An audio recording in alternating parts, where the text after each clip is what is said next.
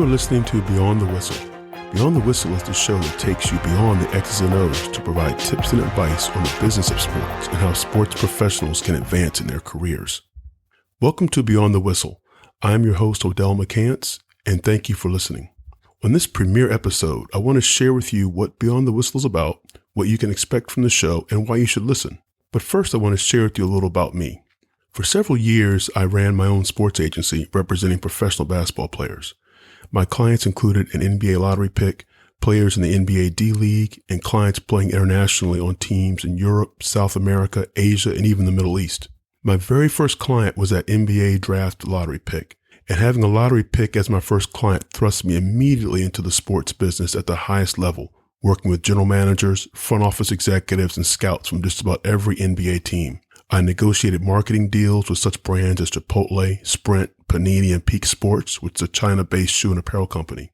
My work also included personal services for my clients, such as house leases, setting up utilities, booking personal appearances, personal and family travel, as well as working with financial advisors, lawyers, accountants, doctors, trainers, and skills coaches. I have touched every aspect of agent business. I was living the dream of perhaps some of you. But as you probably know, the sports agent world is a rough and tough world. I mean, it's a full contact sport. Recruiting clients is vicious, and keeping clients is an almost daily challenge. The financial investment is much greater than I think most people realize, and your clients are the millionaires, not you, or at least not me. And most of all, the business has a tremendous impact on your family and personal life. I think there's a future episode somewhere in what I just said. So after several years on the agent grind, business got real tough and I started to lose some clients. And this is the very first time I'm openly discussing this. Losing clients is a reality in such an ultra-competitive business. It happens to even the biggest in the business. But when you are a solo, independent agent such as I was, with just a handful of clients, losing clients has a tremendous impact on your business, and it became hard for me to continue. So I took a step back, found a real job, and started to contemplate what my next business move would be. I really wanted to stay in sports, but doing what? Would I be perceived as a failure, or should I just find something totally different? I think I was having natural feelings after something we work so hard at, invest so much in, doesn't go as we hope. The one thing I kept coming back to was I had experiences and relationships in sports that so many would honestly kill for. It's extremely hard to break into the sports business, and I could not just throw away all of my experiences and relationships right out the window. So I came to the decision that I owed it to myself to stay in sports. But what would I do next? The first step in the process of answering that question was to identify what I enjoyed most about working in sports. And for me, it was clearly the relationships. People and relationships are always the most important thing to me, whatever it is I'm doing. It's who I am. I then asked myself, what were the relationships I enjoyed the most? The relationships I enjoyed and valued most were with professionals in the sports business. Not necessarily athletes, but the coaches, athletic directors and administrators, front office executives, and scouts I got to know so well. Also the attorneys, financial advisors, trainers, and skill coaches, and sports marketing executives I got to work with. After identifying what I enjoyed most and who I enjoyed working with, the next step in finding my next opportunity was to think about everything I enjoyed most about those relationships. And clear to me were the career and business journeys of so many of my contacts. It's not easy breaking into any aspect of the sports business, and staying in the business is even harder. I just shared with you how hard it was for me. So I'm always interested in learning how people got into sports and the paths their career journeys have taken. What challenges have they overcome? What makes them successful, and what inspires and motivates them to achieve and accomplish even more? Next, I need to think about what business I could create around serving this group of people. Something I've always respected is the openness and honesty in which many of my friends working in sports have shared with me in the challenges they face in their careers and running their organizations. And I want to help, but how? After much thought about my personal strengths, experiences, and how they aligned with the needs I was hearing, I decided to create McCants Sports. McCants Sports is a sports executive search and talent consulting firm focused on helping colleges and universities, professional teams, corporations, and sports organizations identify, recruit, and retain top sports leadership. We also provide professional development and leadership training for sports business professionals through the McCants Sports Institute. You can learn more about McCants Sports at our website, mccantsports.com. Now, you may ask why start a sports executive search firm? Aren't there some big players in that space? So yes, there are some well-established firms, but I've never been afraid of competition, and nothing is more competitive than my experience on being on the player side of the sports business. I also know I can help. Prior to entering the sports business, I led business development for a $30 million business unit of a staffing firm where I was managing accounts and relationships at Fortune 100 companies. I also have founded my own staffing and human resources consulting firm. So I have experience with developing, delivering, recruiting, staffing, and workforce solutions. I've also had several years of experience in managing consulting projects at Fortune 500 companies with a Big Four consulting firm.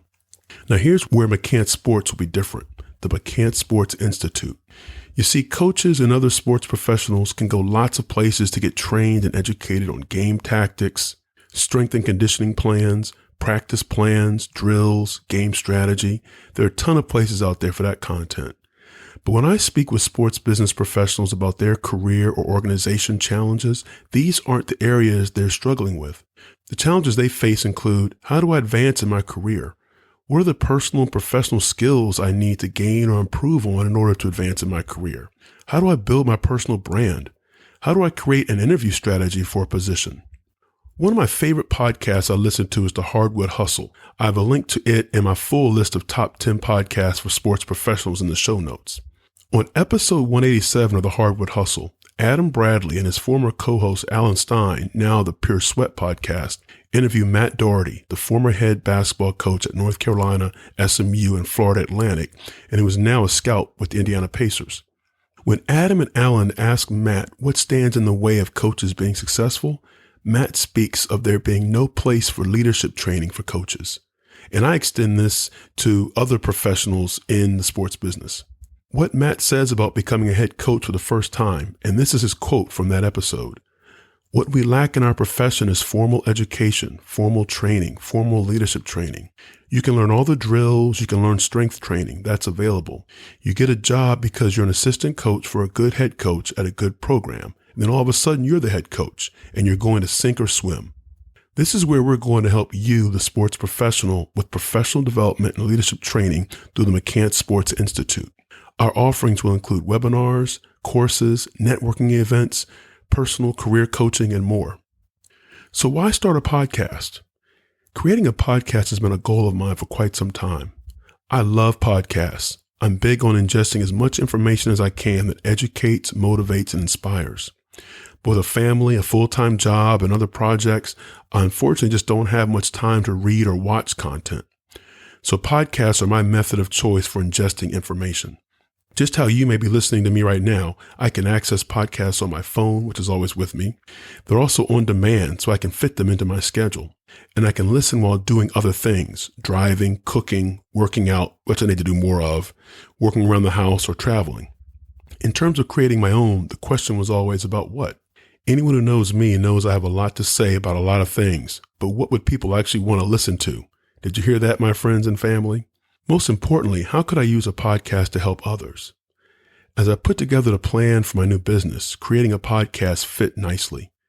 Going back to what I enjoy most about working in sports, those relationships, I love hearing the stories of their career journeys, challenges they've overcome, what drives them. So I thought to myself, I want to document these stories for two reasons. Number one, to provide a platform to share them, highlight the accomplishments and journeys of these individuals. And number two, to help so many of you who want to advance in your own sports career or break into the sports business. There are lessons in these stories and journeys that you can apply to your own. That's how this podcast, Beyond the Whistle, came about. Now, what can you expect from listening to Beyond the Whistle? Every 2 weeks, and that's my aim for a show schedule, Beyond the Whistle will bring to you the stories of the career journeys of sports business professionals. You'll hear from coaches, athletic directors and administrators, team executives, and sports organization leaders.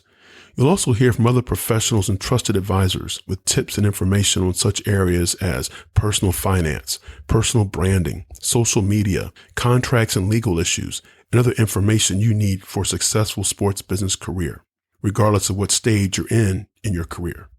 Now, in the beginning, many of my guests on the show come from the sport of basketball. That's my background and where many of my relationships are. But as the show grows, our guest list will most definitely broaden to other sports. But even if basketball is not the sport you work in or aspire to work in, I ask that you still listen. I promise you there will be nuggets of information and advice in the stories you hear that you can implement in your own career, regardless of the sport you work in or want to work in.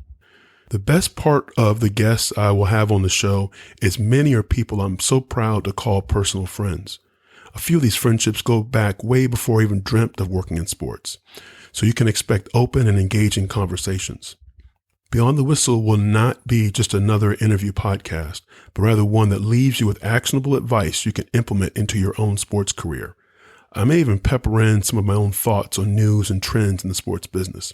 Remember that statement that I always have a lot to say? Now, when you hear that whistle, that means I'm going to share with you a book or other resource that either I or the show guest have found to be impactful in their personal life or career. For this episode, the book I want to share is The One Thing by Gary Keller. It's about the surprisingly simple truth behind extraordinary results, and that is focusing on the one thing that's next to make you successful. It's what has helped me with the challenge I have of staying focused and getting things done. Finally, creating this podcast is one example. You can find a link to the book and other mentions during this episode in the show notes, which can be found right in your podcast app and also at McCantsSports.com/001. I want to thank you for listening to this premiere episode of Beyond the Whistle. To stay updated on upcoming episodes, please subscribe to the show on iTunes, Stitcher, or any other podcast app you use. Also, learn more about McCants Sports and McCants Sports Institute at McCantsSports.com. Thank you for listening. I'm looking forward to bringing you more in the next episode of Beyond the Whistle.